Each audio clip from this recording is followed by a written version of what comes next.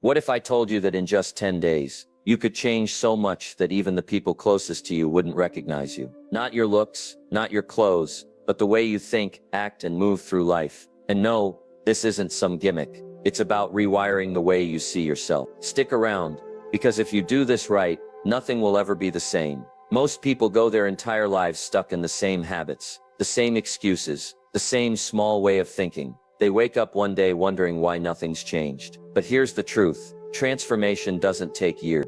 It takes a decision, followed by relentless action. Over the next 10 days, you're going to rebuild yourself from the inside out. Let's break it down. Change your self-talk. The most important conversation you have every day isn't with your boss, your partner, or your friends. It's the one you have with yourself. That quiet, relentless voice in your head that narrates your life, interprets your experiences, and ultimately shapes your reality. Most people never pay attention to this internal dialogue. They let it run on autopilot, repeating the same old scripts written by past failures, other people's opinions, and moments of self-doubt. But here's what they don't realize. You are not stuck with the voice in your head. You can rewrite it. Think about how you talk to yourself when you make a mistake. Do you say, "I'm such an idiot," or do you say, "Okay, that didn't work, what can I learn?" The first response shuts down growth. The second one opens the door to progress. The crazy thing is, both responses are choices. You get to decide which one becomes your default. The problem isn't that we have negative thoughts. Everyone does. The problem is that we treat them like facts, instead of what they really are. Just passing mental noise. A thought is only as powerful as the attention you give it. When you keep replaying "I'm not good enough," your brain looks for evidence to prove it right. It filters out your wins and magnifies your failure. But when you start saying "I'm getting better every day," your brain starts spotting opportunities instead of obstacles. This isn't about lying to yourself. It's about redirecting your focus. If you're overweight and you say, "I'm in perfect shape," you won't believe. But if you say, "I'm making healthier choices now," that's something you can build on. The words you use create your emotional state, and your emotional state determines your actions. Tell yourself you're overwhelmed, and you'll feel paralyzed. Tell yourself you're figuring it out, and you'll start moving forward. The most successful people in the world aren't necessarily smarter or more talented. They've just mastered their self-talk. When things go wrong, they don't collapse into "why does this always happen to me?" They ask, "What's the lesson here?" They don't see failure as proof they're incapable. They see it as data, and because of that, they keep going when others quit. So how do you actually change your self-talk?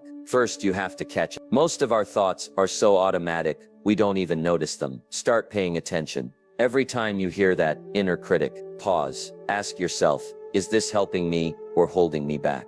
If it's holding you back, reframe it. Turn "I'll never be able to do this" into "I haven't figured it out yet." Turn "I'm terrible at public speaking" into "I'm getting more comfortable every time I speak." This takes practice. At first you'll miss more than you catch.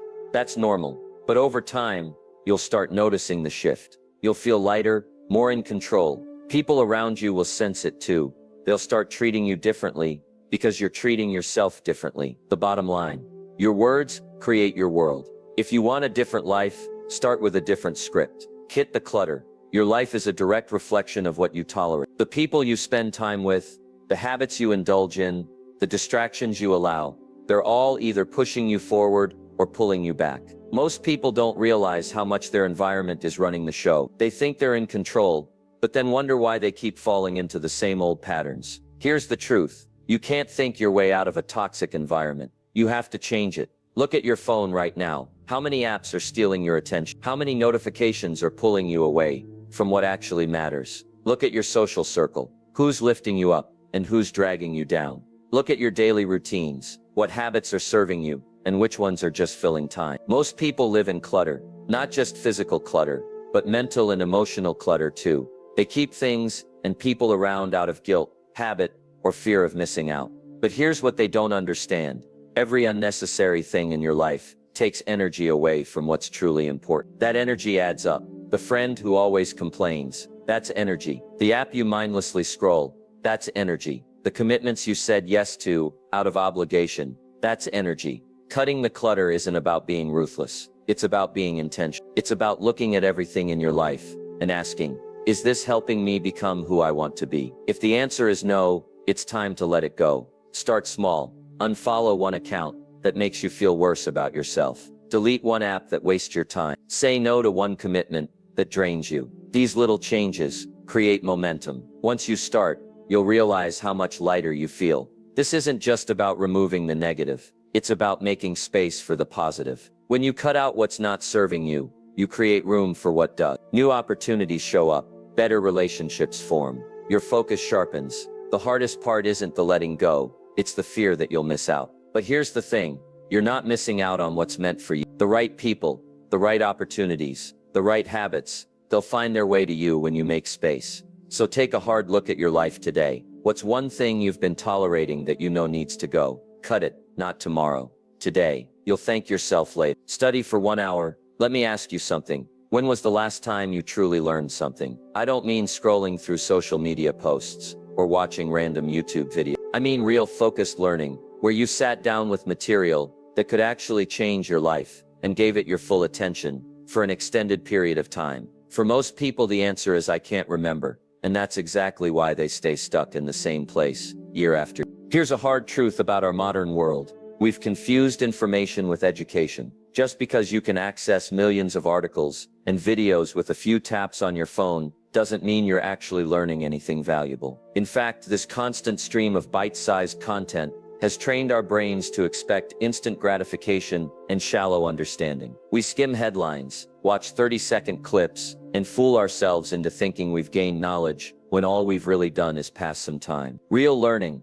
the kind that changes how you think and act, requires something most people aren't willing to give: focused attention. It demands that you sit with a book, a course, or the words of someone who's been where you want to go, and actually engage with the material. Not just passively consume it, but interact with it, question it, wrestle with it. That's why today's challenge is so simple yet so powerful. 1 hour of deliberate study. Now, when I say study, I don't mean the painful cramming sessions you might remember from school. I mean sitting down with material that matters to your growth and giving it your full attention. No distractions, no multitasking, just you and the material in a focused conversation. The key is to choose something that will actually move you forward, not just entertain you or confirm what you already believe. It could be a book on personal development, a course on financial literacy, recordings from a mentor in your field, anything that contains wisdom you need right now. Here's how to make this hour count. First, set the environment. Find a quiet space where you won't be interrupted. Turn off notifications on all your devices. Have a notebook ready because you're going to write things down,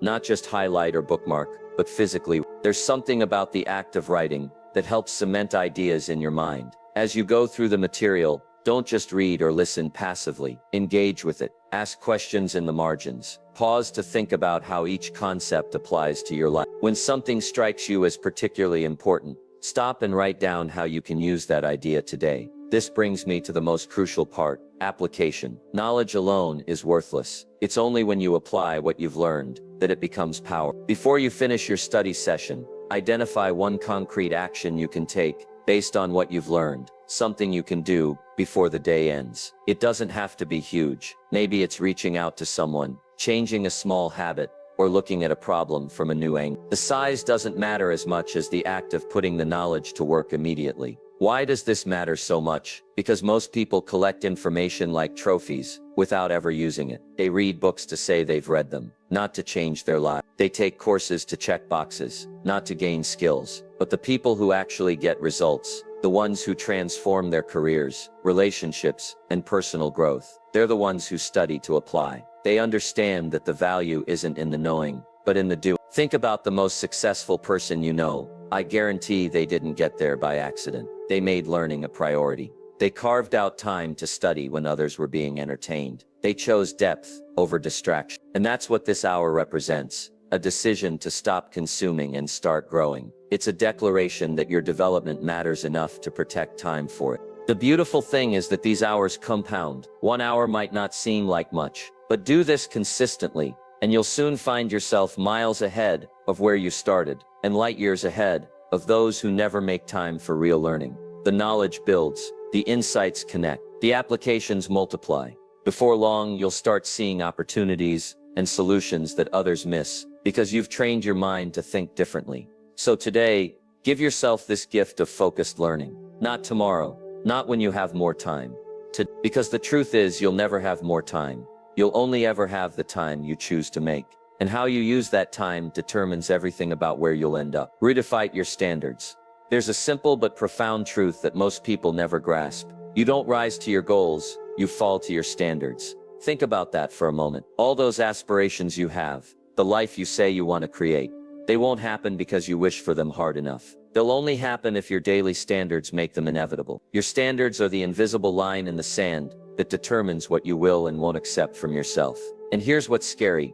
Most people's standards are set far too low, without them even realizing it. Let me explain how this works in real life. Imagine two people with the same goal of getting in shape. One has a standard of working out when I feel like it, and eating healthy most of the time. The other has a standard of never missing a scheduled workout, and always making food choices that align with their goals. Guess which one gets results? It's not about motivation, or even knowledge. It's about the baseline of what each person considers acceptable behavior for themselves. This plays out in every area of life. Your income? It's largely determined by the minimum you're willing to accept. Your relationships? They reflect what you believe you deserve. Your personal growth? It's limited or expanded by what you demand of yourself each day. Most people float through life, never consciously setting these standards. They just accept whatever becomes habitual. And that's exactly why they end up stuck in mediocrity. Today, we change that. Today, you get brutally honest about where your current standards are holding you back,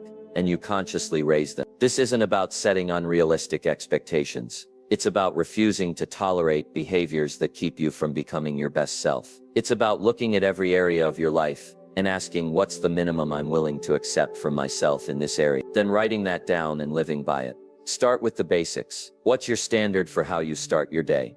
Do you wake up with purpose, or hit snooze until the last possible minute? What's your standard for your work? Do you do just enough to get by, or push yourself to deliver excellence? What's your standard for how you treat people? Are you kind when it's convenient, or is kindness non-negotiable? What's your standard for your personal growth? Do you learn only when you have to, or make growth a daily priority? Here's why writing these standards down matters. Words have power. When you clearly define what you will and won't accept from yourself, you create accountability. It's no longer about how you feel in the moment. It's about who you've decided to be. On days when motivation is low, your standards will keep you moving forward. When temptation strikes, your standards will help you stay on course. Now, raising your standards will feel uncomfortable at first. You'll face resistance, both from yourself and sometimes from others. People get comfortable with who you've been, and when you start expecting more from yourself, it can unsettle those around you. That's okay.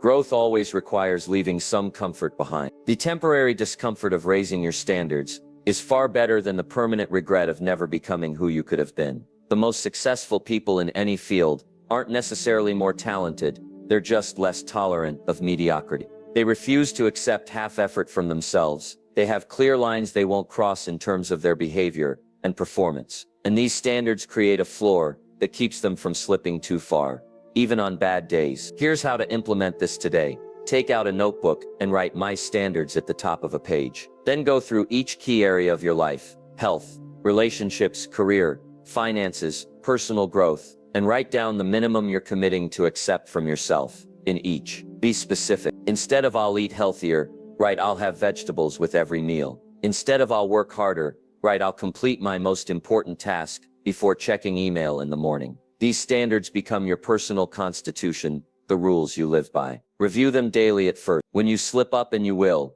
don't beat yourself up, just recommit. Over time, these standards will become second nature. They'll shape your identity. And that's when the magic happens, when excellence becomes not something you strive for, but simply who you are. Remember, the quality of your life is determined by the quality of your standards. Set them high enough that they pull you forward, but realistic enough that you can maintain them. Then guard them fiercely, because in the end, you don't get what you want in life. You get what you accept. Face a fear. Fear is the silent dream killer that lives inside all of us. It whispers in our ear when we're about to take that first step towards something greater. It tightens our chest when we consider doing anything that might make us look foolish or vulnerable. And here's what most people never realize. Fear doesn't go away by ignoring it. It only loses its power when you walk straight through it. Today isn't about becoming fearless. That's impossible. Today is about recognizing that the things you're afraid of are exactly the things you need to do to grow.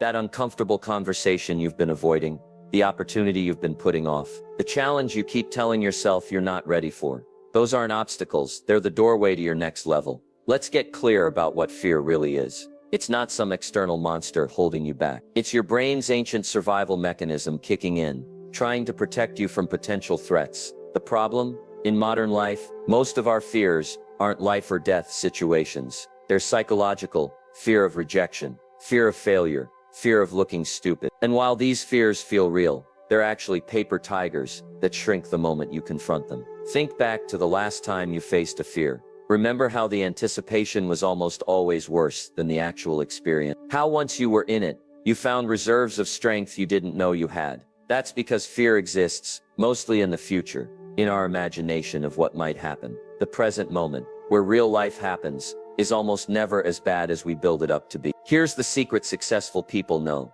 Confidence isn't something you're born with. It's something you build by repeatedly doing things that scare you. Every time you face a fear, you deposit confidence into your psychological bank account. And over time, these deposits compound into unshakable self-assurance. The person who seems fearless to you, they've just faced more fears than you have. So what does facing a fear look like in practice? It doesn't have to be jumping out of a plane, unless that's your fear. It can be as simple as making that phone call you've been putting off, having that difficult conversation, going to that networking event where you don't know anyone, posting that piece of content you're nervous about sharing. The size of the fear doesn't matter. What matters is that it makes you uncomfortable, because that's where growth happens. The mechanics are simple but not easy. Identify one fear that's been holding you back, the one that if you conquered it, would open new doors for you. Then break it down into the smallest possible action you can take today to face it. If you're afraid of public speaking, maybe it's recording a short video of yourself talking.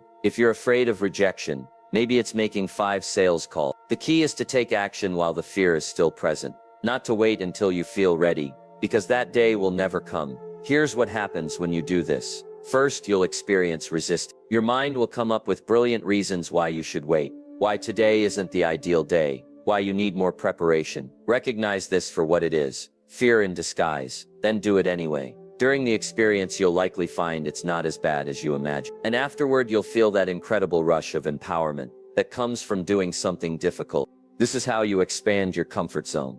Not by waiting for courage to magically appear, but by acting despite the fear. Every time you do this, your comfort zone grows a little larger.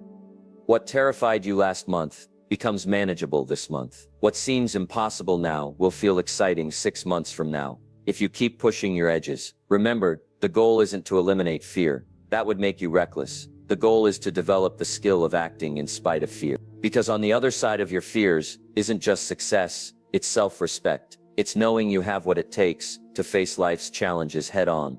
It's becoming the kind of person who doesn't let imaginary barriers dictate real possibilities. So today, choose one fear and walk toward it. Not tomorrow, not when conditions are perfect. Today, because the life you want exists just beyond the fears you're willing to face. Master your mornings. The first hour of your day is the rudder that steers the entire ship. How you spend those initial moments after waking sets the tone for everything that follows. Most people don't realize this. They stumble out of bed, immediately check their phones, and let the world's chaos dictate their state of mind before they've even had a glass of water. Then they wonder why they feel scattered and unproductive all day. Here's the truth they're missing. Mornings aren't just another part of your day. They're the foundation upon which everything else is built. The person who controls their morning controls their life. Why? Because those early hours are the only time you have complete sovereignty over your mind, before external demands come pouring in. How you use this time determines whether you'll spend the rest of the day reacting or creating.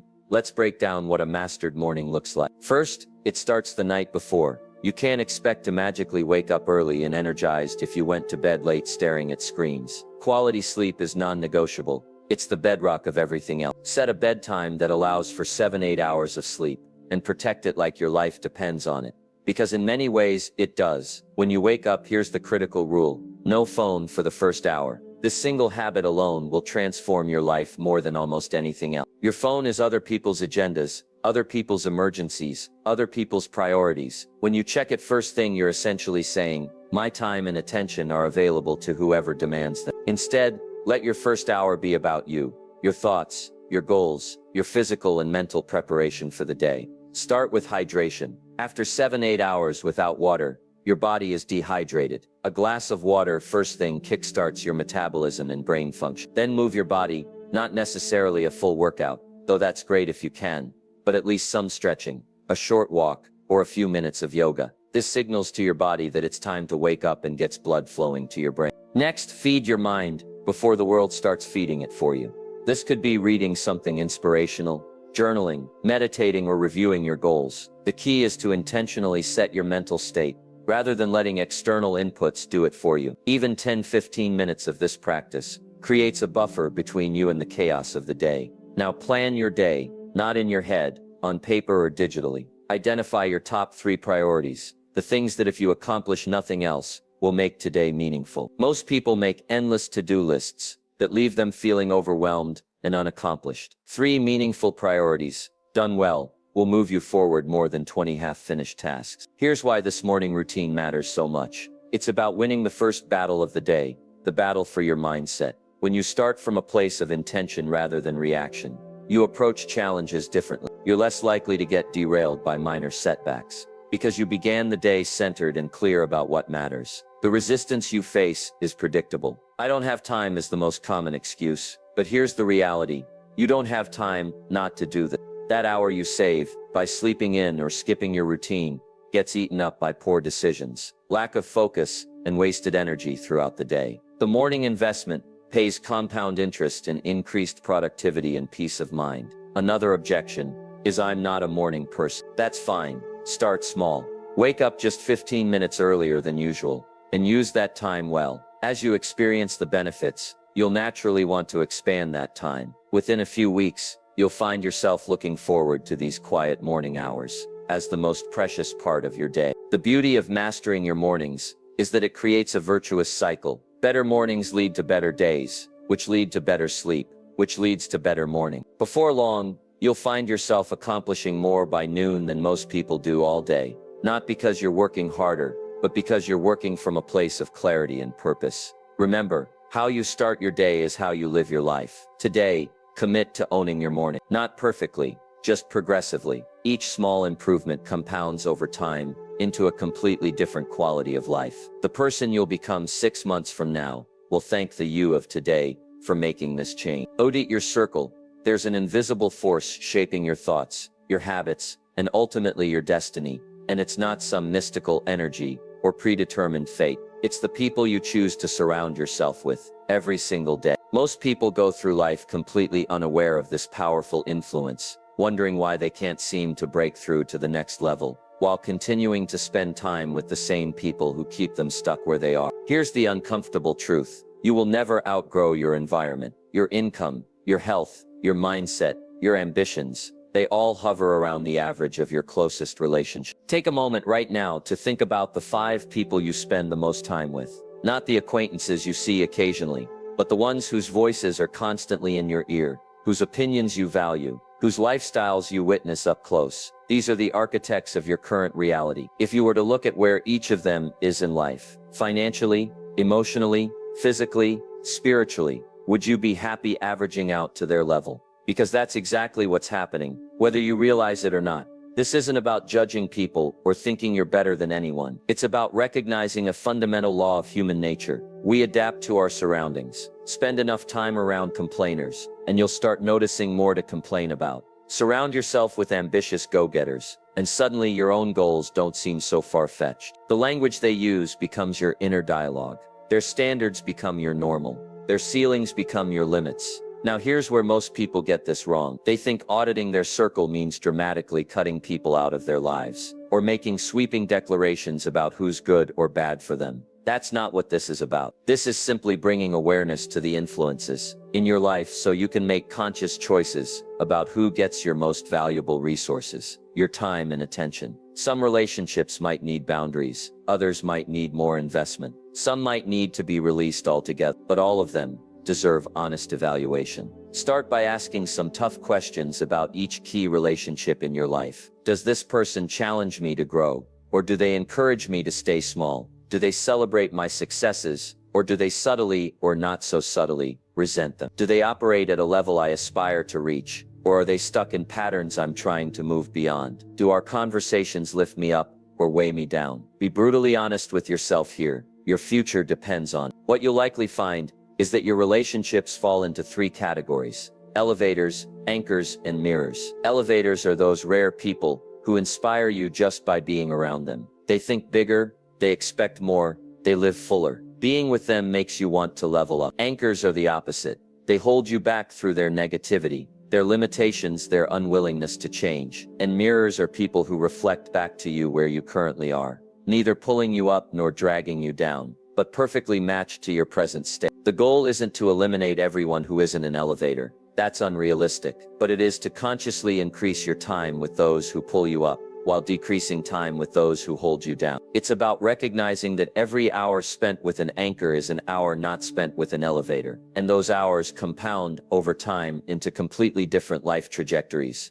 Here's the beautiful part. As you begin to change your inner circle, you'll notice yourself changing too. Your vocabulary will shift. Your standards will rise. Your vision for what's possible will expand. Not because you're forcing it, but because you're finally in an environment that nurtures growth, rather than stifles. The right people won't just support your dreams. They'll challenge you to dream bigger in the first place. This doesn't mean abandoning people, going through hard times, or writing off everyone who isn't where you want to be. True friendship means showing up during struggles, but there's a world of difference between someone who's temporarily down, but still growing, and someone who's permanently stuck and determined to keep you there with them. One helps you develop compassion and resilience. The other drains your energy and dims your light. As you do this audit today, remember, you're not just choosing friends, you're choosing your future. The people you surround yourself with are the co-authors of your life story. Make sure it's one you actually want to live. Serve someone. There's a paradox about personal growth that most people never discover.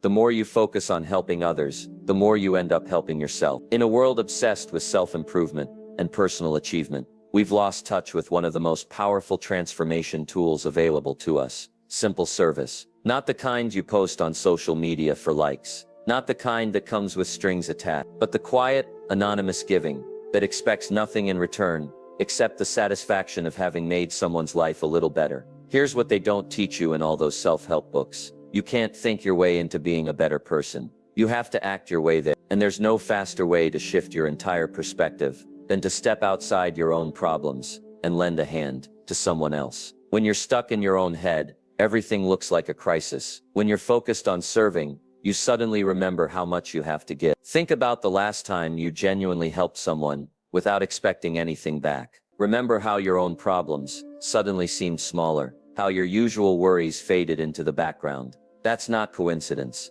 it's psychology. Service forces us out of our self-centered narratives and connects us to something larger than ourselves. It reminds us that no matter what we're going through, we still have value to offer. And that realization is more therapeutic than any motivational speech. Today's challenge is simple but profound. Do something for someone else with no thought of reward or recognition. It could be as small as listening, really listening, to a coworker who's having a tough time. It could be sharing knowledge with someone trying to learn what you've already mastered. It could be buying coffee for the person behind you in line. The size of the gesture matters less than the purity of the intention. The key is that it comes from a place of genuine contribution, not self-interest. Here's why this works. When you help someone else, you temporarily step outside your own story. All those limiting beliefs about how life is so hard for you, they lose their grip when you're focused on easing someone else's burden. The anxiety about your own shortcomings, it fades when you're using your strengths to lift someone up.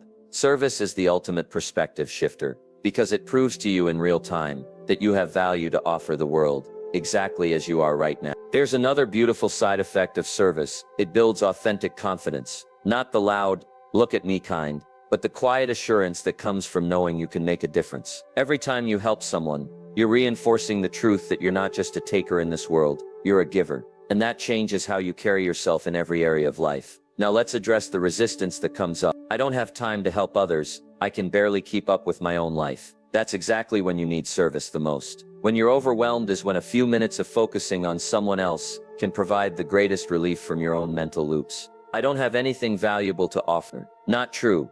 Everyone has something to give. Your attention, your encouragement, your unique perspective. The act of giving isn't about the size of the gift. It's about the willingness to share whatever you have. The most successful people in any field understand this secret. They know that true fulfillment comes not from accumulating more for themselves, but from creating value for others. The best leaders serve their teams. The best teachers serve their students. The best entrepreneurs serve their customers. At some point, they realize that the path to significance runs through contribution, not accumulation. Here's the most counterintuitive part.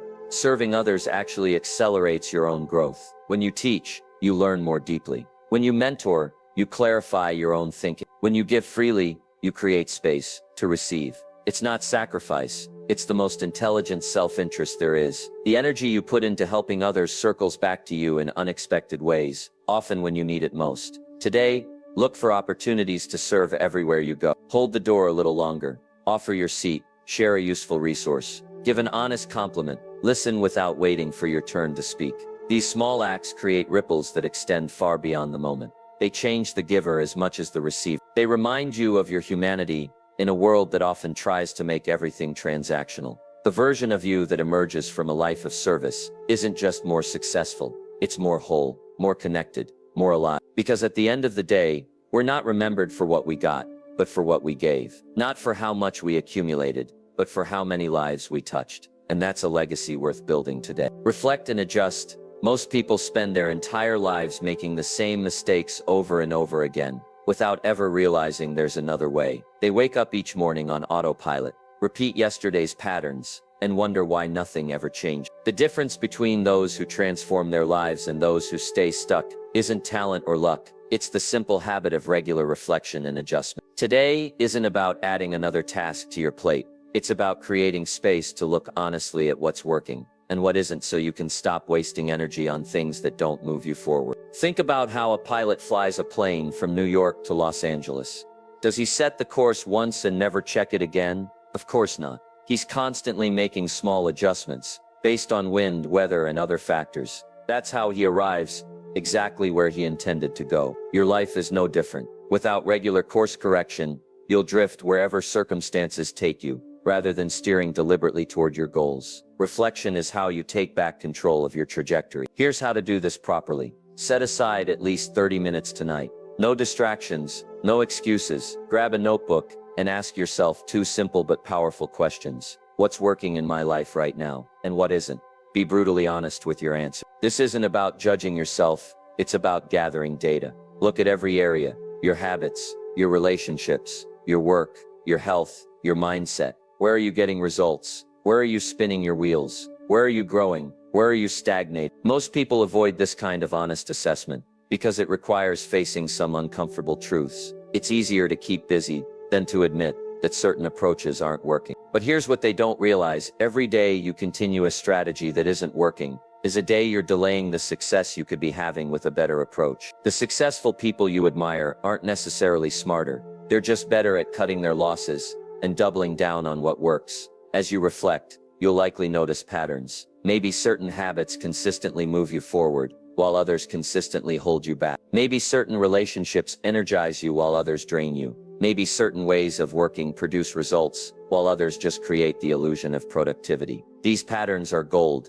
They're your personal roadmap to success. The key is having the courage to act on what you discover, to do more of what's working and less of what isn't. Here's where most people get stuck. They reflect but don't adjust. They identify what isn't working but continue doing it anyway, out of habit, fear, or comfort. Don't make this mistake. Tonight, make at least one concrete change based on your reflection. Maybe it's eliminating a time-wasting habit. Maybe it's reaching out to someone who inspires you. Maybe it's restructuring your morning routine. The size of the adjustment doesn't matter. What matters is that you prove to yourself that reflection leads to action. This process works because it turns experience into wisdom. Most people go through life having experiences, but never learning from them. They make the same mistakes year after year because they never pause to ask, what is this trying to teach me? Reflection bridges that gap between what happens to you and what you gain from it. It's how you ensure you're not just getting older, but actually getting wiser. The beautiful thing about this practice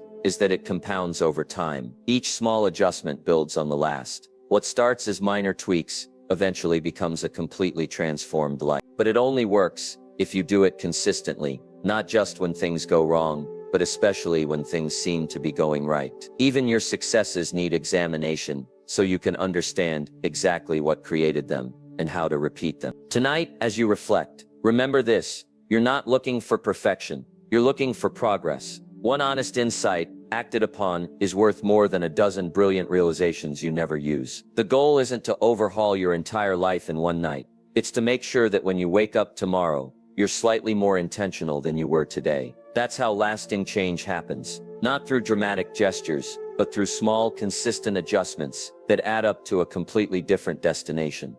Commit to the long game. Here's the truth no one wants to hear. Real transformation doesn't happen in 10 days, or 30 days, or even 90 days. The changes that actually last, the ones that reshape your identity and your future, happen gradually, through daily commitment to a new way of being. Today isn't the finish line, it's the starting line. The past 9 days weren't about completing a challenge. They were about discovering what's possible when you show up differently. Now comes the real work, making this your new normal. Most people approach personal growth like they're trying to win a race. They sprint hard for a short time, then collapse back into old patterns and the challenge is over. That's why New Year's resolutions fail. That's why diets don't last. That's why people keep making the same mistakes year after year. They're focused on short-term intensity rather than long-term consistency. But here's what actually works: showing up every single day as the person you're becoming, regardless of how you feel in the moment. Think about how nature works. A bamboo plant spends years growing its root system underground before it ever breaks the surface. To an impatient observer, it looks like nothing is happening. But then, when the time is right, it shoots up several feet in just weeks. Your growth follows the same pattern. The most important work happens beneath the surface, in your daily choices and habits. There will be periods when progress seems invisible. That doesn't mean nothing is happening. It means you're building the foundation for what comes next. This is where most people quit. They don't see immediate results, so they assume their efforts aren't working. What they don't realize is that transformation is cumulative. Each small choice layers on top of the last, until suddenly, you're unrecognizable from who you used to be. The person who reads 10 pages a day becomes an expert, while others wonder how they got so knowledgeable. The person who saves $20 a day builds wealth, while others wonder how they got so lucky. The person who prioritizes health every single day becomes vibrant, while others assume they have good genes. Your commitment today isn't to another quick fix. It's to a new identity. Not I'm trying to be healthier, but I'm a healthy person. Not I'm working on my mindset, but I'm someone who grows daily. This shift in self-perception changes everything because it alters your default choices. You don't have to debate whether to exercise. Healthy people exercise. You don't have to force yourself to learn. Growth-oriented people seek knowledge. The decision is already made by who you've committed to being. The long game requires two things most people struggle with: patience and faith. Patience to trust the process, even when results aren't immediate. Faith to keep going, even when you can't yet see the evidence of your progress. These qualities separate those who transform their lives from those who stay stuck in cycles of short-term effort and long-term frustration. The good news: both patience and faith can be cultivated, not by waiting, but by acting as if your efforts are working, even before you see proof. Here's how to make this commitment real. Write down who you're becoming, in clear, present tense statements. Not I want to be, but I am. Then design your daily non-negotiables. The few key actions that, if you do them consistently, will inevitably create the results you want. These become your anchors, the things you do regardless of circumstances, emotions, or external validation. They're how you prove to yourself that this isn't just another phase, it's who you are now. The resistance will come in the form of old habits, trying to reassert themselves, people questioning your changes, or life throwing obstacles in your path. This isn't a sign you're doing something wrong, it's proof you're doing something meaningful. Every time you choose your new path over your old comfort, you strengthen your commitment. Every time you get back on track after slipping up, you build resilience. The long game isn't about perfection. It's about direction. What makes this approach so powerful is that it transforms effort into identity. At first, you have to consciously choose your new behaviors, but over time they become second nature, just how you live. That's when the magic happens. When growth isn't something you do, but who you are. When that happens, success isn't something you chase. It's something that naturally emerges from your daily way of being. Today, make this promise to yourself. The past 9 days weren't an experiment. They were the first steps of a lifelong journey. You're not going back to who you. You're not putting your growth on hold until things calm down. You're committing fully and finally to showing up every day as the person you're becoming. Because that's how ordinary people create extraordinary lives. Not through dramatic transformations, but through daily devotion to being just 1% better than they were yesterday. That's the long game. And it's the only game worth playing. If you did this right, you're already different. Not because you're perfect, but because you're aware, you're making choices on purpose. And that's how people transform.